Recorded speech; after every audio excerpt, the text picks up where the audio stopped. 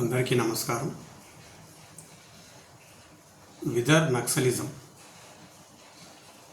Operation Black Forest or Operation Kagar, started by the Union government against the Naxalite insurgency on 21st April 2025 with an aim to free India from Naxalism by 31st March 2026.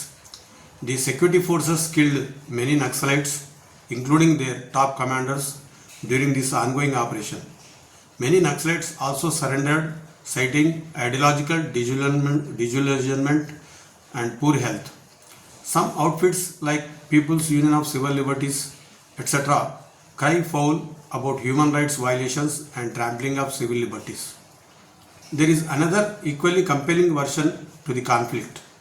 22 security personnel were killed and 32 were injured during an encounter with Naxalites in Chhattisgarh, Bijapur district on the 3rd of April 2021. This incident clearly disproves the shallow propaganda of Naxalite outfits that all encounters are false and all of them are murders committed by the government. Secondly, whenever an encounter takes place and Naxalites killed are arrested, some outfits like PUCL, People's Union of Civil Liberties, etc., cry foul about human rights violations and trampling of civil liberties. But when the 22 Jawans were killed and their family members were bereaved, the voice of these champions of human rights is conspicuous by its absence. Some of the sympathizers of Maoism even tried to belittle the murders of Jawans by saying that they are not martyrs because they are salaried persons. But the same sympathizers knock every door of the judiciary, press and government by pleading with the petitions of mercy for the release of arrested Maoists on the plea of old age, terminal illness or on humanitarian grounds. Unfortunately, many political parties fall prey to such tactics and support them with self-delusion or fear of physical attacks on them by Naxals. It clearly shows that these people are only concerned with giving full liberty to Naxalites so that they can kill anybody they consider as people's enemy or class enemy. These organizations question the arbitrariness of the government in dealing with Maoists and not protecting the human rights or fundamental rights as envisaged in the Constitution of India. The propagandists of Maoists conveniently forget that Maoists do not recognize the Constitution of India and do not believe in parliamentary democracy. Maoists call it bourgeois dictatorship and they are convinced that it will be overthrown by armed struggle only. Maoists wage people's war against the Indian democratic system, and whenever they are arrested or killed, they cry and beg for the restoration of democratic rights. In their perverted logic, they can kill anyone, blow down any vehicle or damage any public property, believing that it is their way of democracy, but when the government pays them in the same coin, they denounce the same acts as undemocratic. When they kill somebody, it is the elimination of class enemy, but when they are being killed, then they are martyrs. The propagandist poets immediately swung into action and eulogized the Maoists who were killed in an encounter. When they kill, they call it war. When they are at the receiving end, they call it fake encounter. Maoists call it tactics to defend their illogical and immoral acts. They forget that if guns can decide the fate of the people, then bigger and better guns will outsmart the smaller and inferior ones. An ideology or religion that preaches that it is the sole custodian of truth and it will be the only path to an ideal society or salvation may be correct. But if it propagates that whoever believes otherwise is not worthy to live, it is nothing but fascism and totalitarianism combined. Any society built on that belief system is disastrous for democracy and will enslave the people, be it in the name of religion or ideology. There will be no scope for further evolution of human society or new developments in their belief systems. All the ideas that are contrary to their ideology or religions will be persecuted and destroyed in the name of Islam or God. Democracy, with all its flaws, is the only viable political system in which society can be changed from time to time as per the people's will, not be predetermined according to fossilized ideological or religious beliefs. If genuine democracy is to be rooted in a country, there should be zero tolerance towards such intolerant ideologies and religious fundamentalisms. These zealots do not believe in the slightest upgradation of their belief system and spew venom on whoever tries to evaluate their theories with the new facts of life, branding them as traitors, reformists, petty bourgeois, revisionists, or class enemies, or anti-people, etc. Balagopal, a Marxist and civil liberty activist who raised questions on basic tenets of Marxism, also met the same fate. It is ironic that there are nearly 40 Naxalite splinter groups or parties in India which are at loggerheads with each other on the ideological basis, and every organization hurts the same abuses at each other. Arundhati Roy, writer and sympathizer of Maoists, who personally interviewed Maoist leaders like Ganapati, feared that were the Maoists were to come to power, she would be the first person they would hang.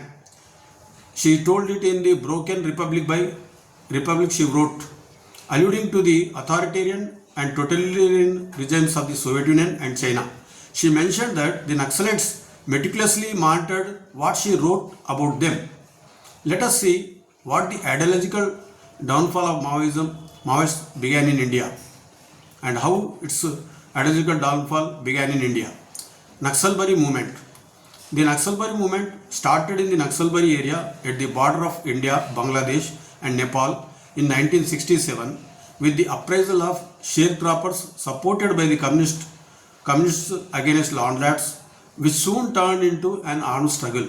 But the seeds of Naxalism were sown during the Telangana armed struggle against Nizam feudal rule, headed by the Communist Party of India from 1946 to 1951. It was basically a peasant revolt against the feudal rule of Nizam, in which thousands of acres of land was liberated from the feudal landlords and distributed to the landless poor. When the India gained independence from British rule, the Communist Party of India made a historical blunder by not recognizing the Indian independence and termed it as bourgeois dictatorship. It continued its armed struggle against the Indian government to carry forward its perceived socialist revolution. Nearly 4,000 communists died and 10,000 were arrested by the Indian government in consequence to this misadventure of communists. Later in 1956, the Communist Party of India affirmed its faith in attaining socialism in India with peaceful means. War broke out between India and China in 1962. A pro-China group in CPI broke out and formed Communist Party of India Marxist, and later the Naxalbari movement triggered another split in CPM, and Charu Majumdar started Communist Party of India Marxist-Leninist in 1969. In the same year, CPIML split into another group called Maoist Communist Center led by Kanai Chatterjee. Ideology of Maoism. The basic ideology of Maoism is power comes out of the barrel of gun. They believe that there is no other path than armed struggle for establishing a revolution. The Communist Party of Nepal is the only Maoist party outside China to come to power with the Maoist ideology. Even though the CPNM started its armed struggle in 1996, it obtained political power only by participating in general elections held in 2008 in Nepal by winning 221 seats out of 575 seats, ending the 240-year-old religious dynasty. In India, the socio-economic and political situation is altogether different from Nepal, as it is a democratic country. The Communist Party of India Maoist, which was Unified Party of CPIML and Maoist Communist Center of India, declared in their joint resolution 2004 that Maoist Party is to carry on and complete the already ongoing and advancing new democratic revolution in India as the part of the world proletarian revolution by overthrowing the semi-colonial, semi-feudal system under the neo-colonial form of the indirect rule, exploitation and control.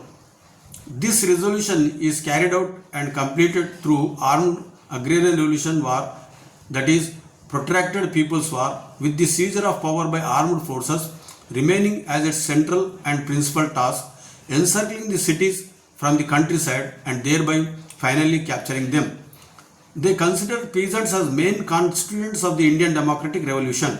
They still consider India as a semi-colonial country and semi-feudal country, ignoring the new trends in the Indian economic structure and its economic relationship with other countries.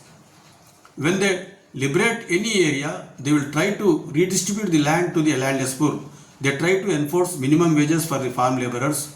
The erstwhile Andhra Pradesh government has revealed in its affidavit to the High Court in 1982 that Naxalites have redistributed 80,000 acres of agricultural land and 1,20,000 acres of forest land to the farmers. These are reported cases, and unreported cases may be much higher.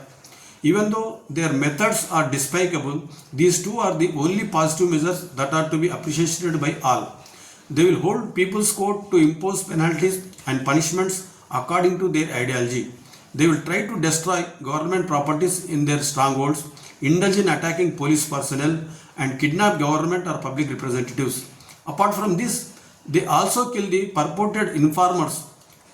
During the year 2000, a total of 1,179 violent incidents involving Naxalites occurred in India, resulting in 550 deaths. 1,208 incidents in 2001 resulted in 564 deaths. 1,465 incidents in 2002 resulted in 482 deaths. 1,597 incidents in 2003 resulted in 515 deaths, and 1,533 incidents in 2001 resulted in 566 deaths.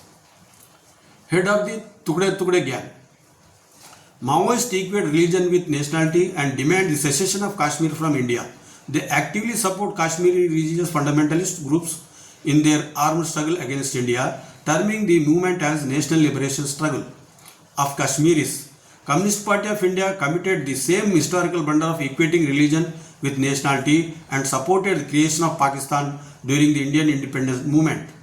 They never learned lessons from history, even though they considered themselves historical materialists.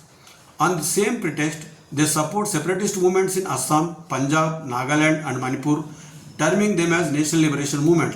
Maoists propagate India as an expansionist state backed by American imperialism without providing an iota of evidence of expansionism.